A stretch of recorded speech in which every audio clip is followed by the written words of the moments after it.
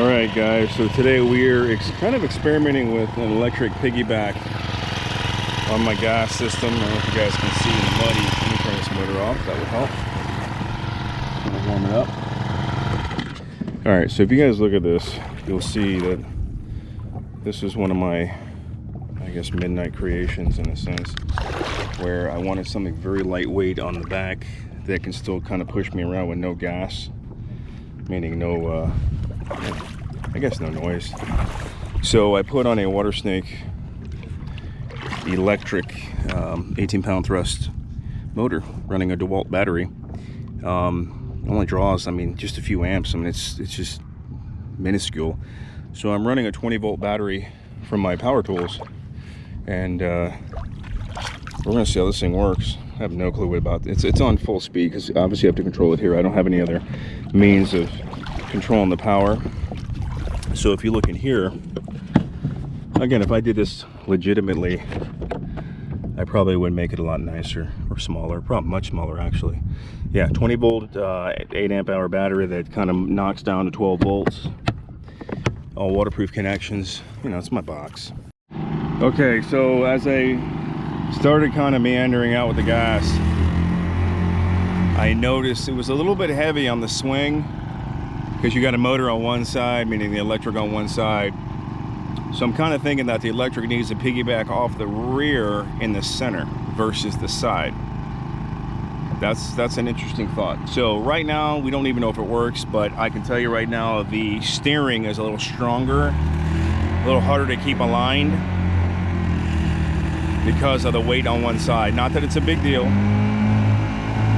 I would certainly get used to it, but I'm kind of like, be nice if it was just neutral. I don't feel that's the case, but let's give it a shot. Let's get it. We'll go in both directions. What a gorgeous day.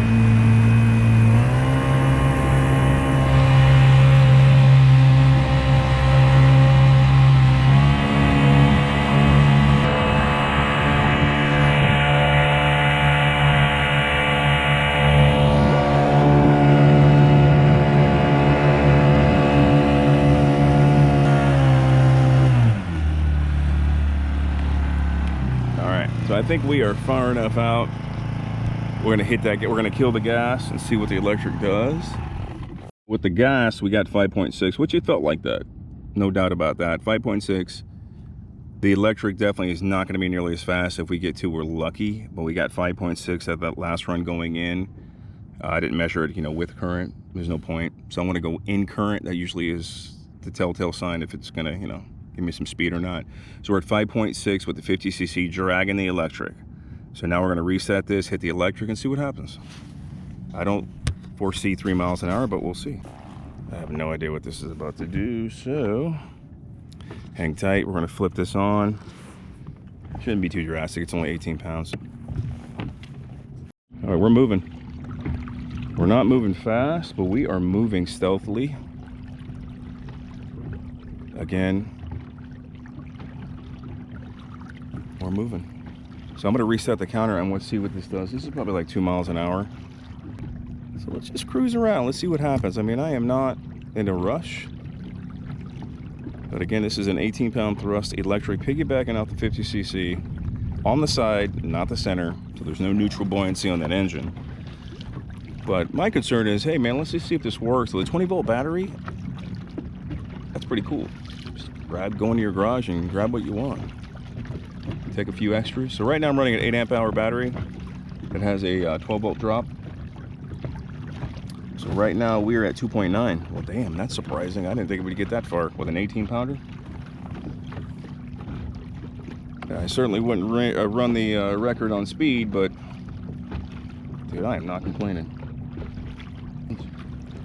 As you guys can see, I am not lying.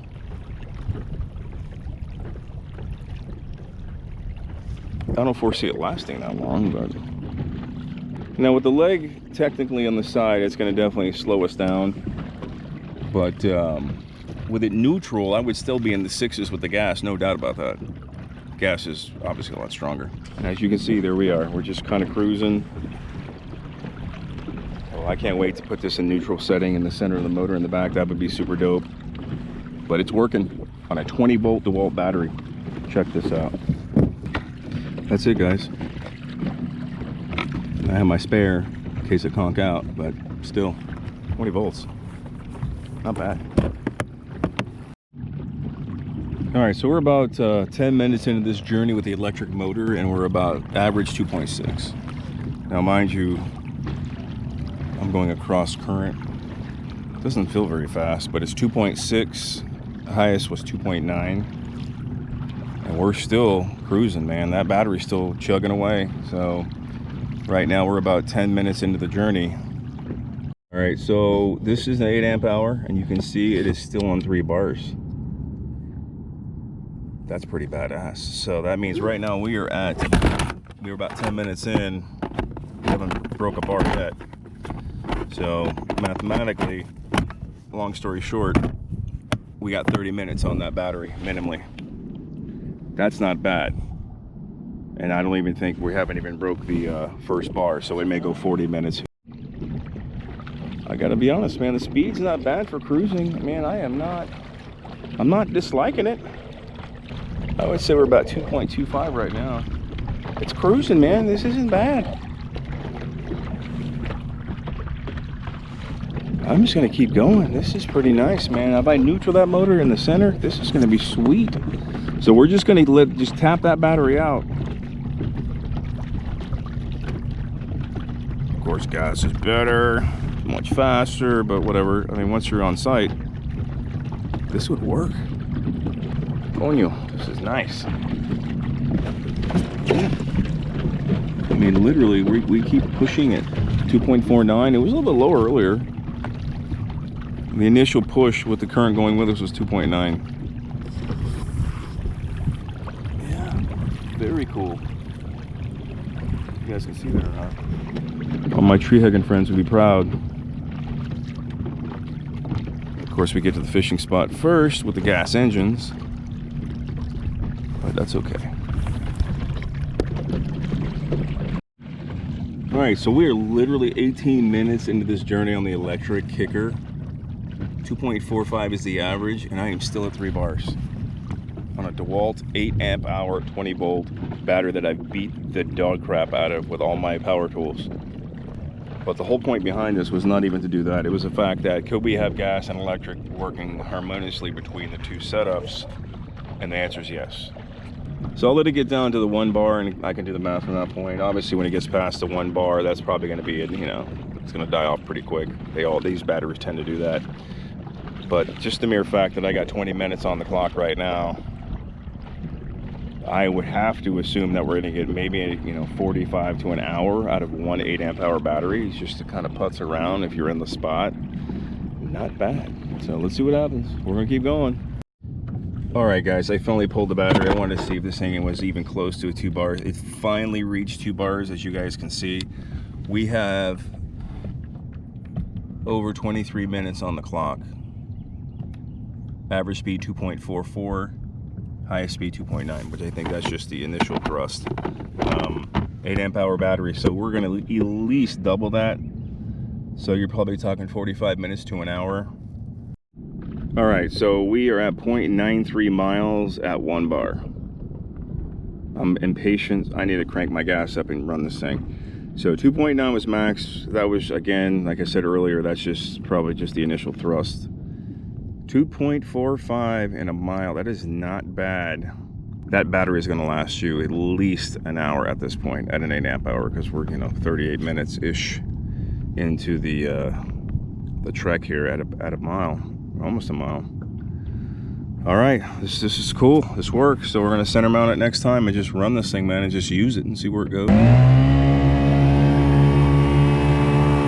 Gas and electric together. All right, let's go. Let's try it. This may be an epic fail. Let's see what happens. I have gas and electric going on right now. I gotta knock the electric off here. Let me reset the counters, because that was weird. It wanted to go even faster. Let's reset. All right, here we go. Electric's on.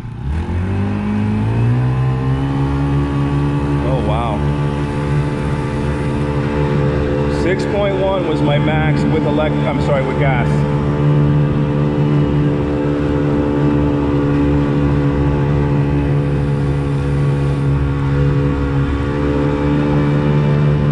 Get it, girl, get it. Wow, this is going faster.